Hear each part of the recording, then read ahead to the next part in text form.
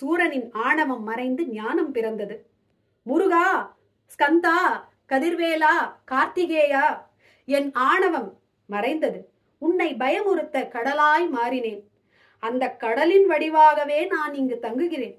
உன்னை வணங்க வரும் பக்தர்கள் என்னில் நீராடியதுமே ஆணவம் நீங்கி உன் திருவடியே கதி என சரணமடையும் புக்தியை பெற வேண்டும் என்றான். ஸ்கந்தனும் அந்த வரத்தை அவனுக்கு அளித்தார். அதன் பிறகு தன் ரூபத்தை சுருக்கி சூரனுக்கு ஞாபக மறதியை உண்டாக்கினார் தண்டாயுதபாணி. சூரனுக்கு ஆணவம் தலை தூக்கவே அவன் மாமரமாக மாறி அவரிடமிருந்து தப்ப முயன்றான். முருகப்பெருமான் தன் தாய் உமாதேவியிடம் ஆசை பெற்று வாங்கிய வேலாயுதத்தை மாமரத்தின் மீது விடுத்தார். வேல் பட்டதும் மாமரம் இரண்டாக பிளந்து ஒரு பாதியை மயிலாகவும் மறுபாதியை சேவலாகவும் மாற்றிய முருகன் தனது வாகனமாகவும் கொடி சின்னமாகவும் ஆக்கினார். இந்த பக்தனை ஆட்கொள்ளும் சம்பவமே சஷ்டி விரதம். ஐப்பசி மாச தீபாவளி அமாவாசையின் பின், அதாவது வளர்பிறை பிரதமை முதல் ஆரம்பித்து 6ஆம் நாளான சஷ்டி திதி வரையிலான 6 தினங்களும் அனுஷ்டிக்கப்படும்.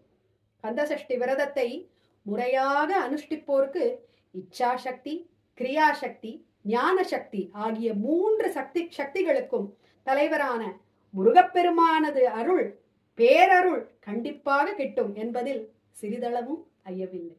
வெற்றிவேல் முருகனுக்கு அரோகரா. சூரனின் ஆணவம் மறைந்து ஞானம் பிறந்தது. முருகா, ஸ்கந்தா, கதிர்வேலா, கார்த்திகேயா, என் ஆணவம் மறைந்தது. உன்னை பயமுறுத்த கடலாய் மாறினேன். அந்த கடலின் வடிவாகவே நான் இங்கு தங்குகிறேன். உன்னை வணங்க வரும் பக்தர்கள் என்னில் நீராடியதுமே ஆணவம் நீங்கி உன் திருவடியே கதி என சரணமடையும் புக்தியை பெற வேண்டும் என்றான். ஸ்கந்தனும் அந்த வரத்தை அவனுக்கு அளித்தார். அதன் பிறகு தன் ரூபத்தை சுருக்கி சூரனுக்கு ஞாபக மறதியை உண்டாக்கினார் தண்டாயுதபாணி. சூரனுக்கு ஆணவம் தலை தூக்கவே அவன் மாமரமாக மாறி அவரிடமிருந்து தப்ப முயன்றான்.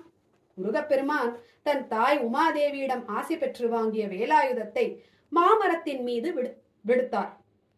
வேல் பட்டதும் மாமரம் இரண்டாக பிளந்து ஒரு பாதியை மயிலாகவும் மறுபாதியை சேவலாகவும் மாற்றிய முருகன் தனது வாகனமாகவும் கொடி சின்னமாகவும் ஆக்கினார். இந்த பக்தனை ஆட்கொள்ளும் சம்பவமே சஷ்டி விரதம். ஐப்பசி மாச தீபாவளி அமாவாசையின் பின், அதாவது வளர்பிறை பிரதமை முதல் ஆரம்பித்து